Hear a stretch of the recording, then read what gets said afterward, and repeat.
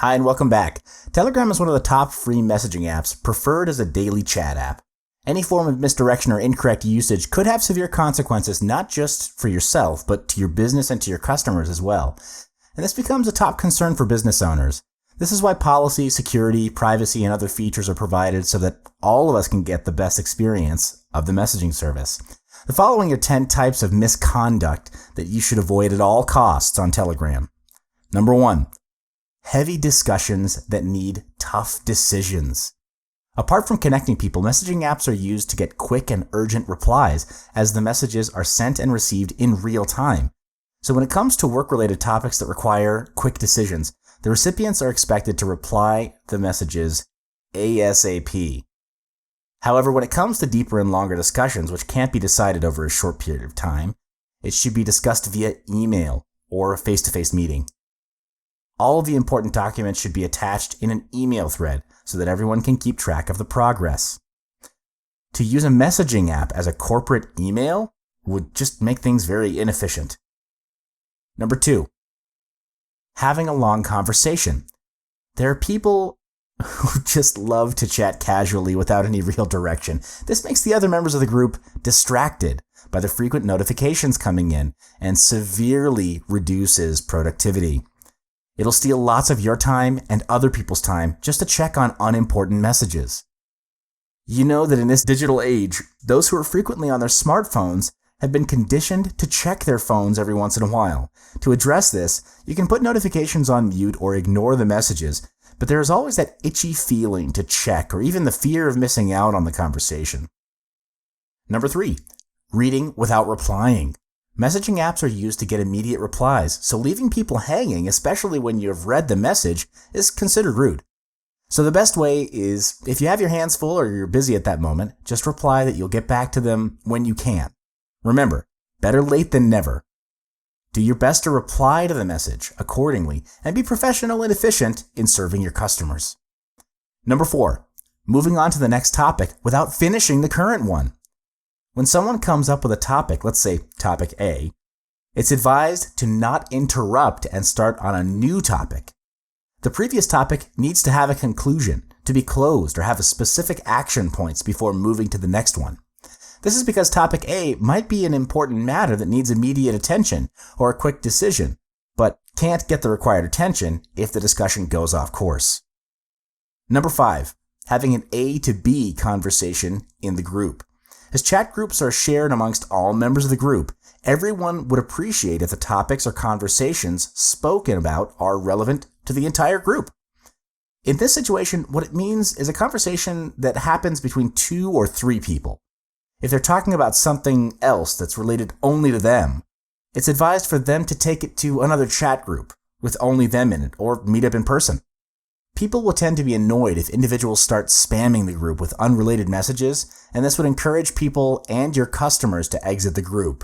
But surely they won't do that if the group is important.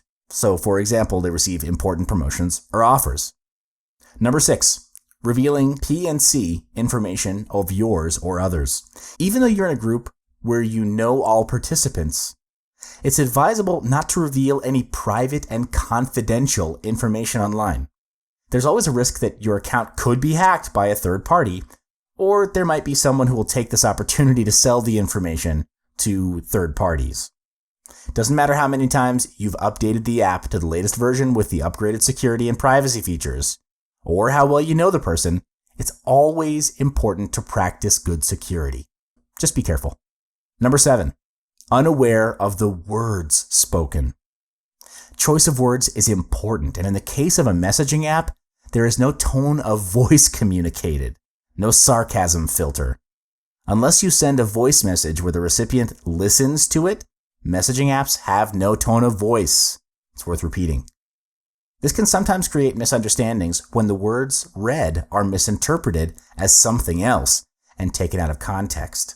Even simple words like hello with a question mark can be taken as the person being angry or displeased. So take note on the tone that you're using so that people won't read your messages wrongly, and the purpose you're texting should be understood by everyone as you want to deliver the right message to the right recipients. Number 8, sending or asking for superfluous information. As business owners, we face situations where we will have difficult customers, and ever hear the saying, the customer's always right?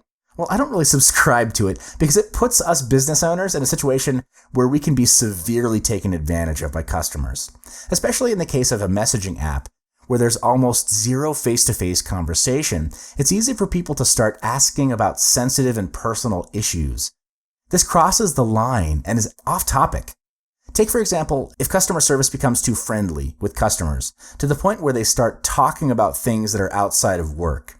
While it's good to connect with our customers, there should always be a professional boundary drawn between business and customer. Number 9, ignoring the privacy policy. As Telegram is an open source platform, anyone can study the API, protocol, and source code. From sharing data, storing data, to deleting data, these matters should not be taken for granted, as you should know whether your data stored in history are safe from third parties.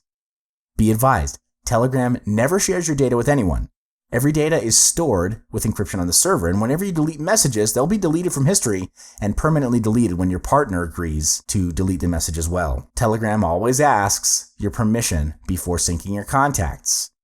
There are several precautionary steps that can be taken in avoiding unnecessary information leakage, and these steps are covered earlier in secret chats and the self-destructing messages, a two-step verification, etc. But always be careful. Number 10, presence of illegal content and infringement of copyright. All chats and group chats are private among their participants. Telegram doesn't process any requests related to them. If you find sticker sets, though, or bots that you think are illegal, please do ping Telegram at abuse@telegram.org. On the other hand, if you see a bot, channel, or sticker set that infringes your copyright, kindly submit complaints to dmca@telegram.org. Please note that only the copyright owner or any agent authorized to take action on the owner's behalf can submit DMCA takedown requests. Telegram will execute necessary legal checks and will take down the content if it is viewed as inappropriate. So what does all this mean?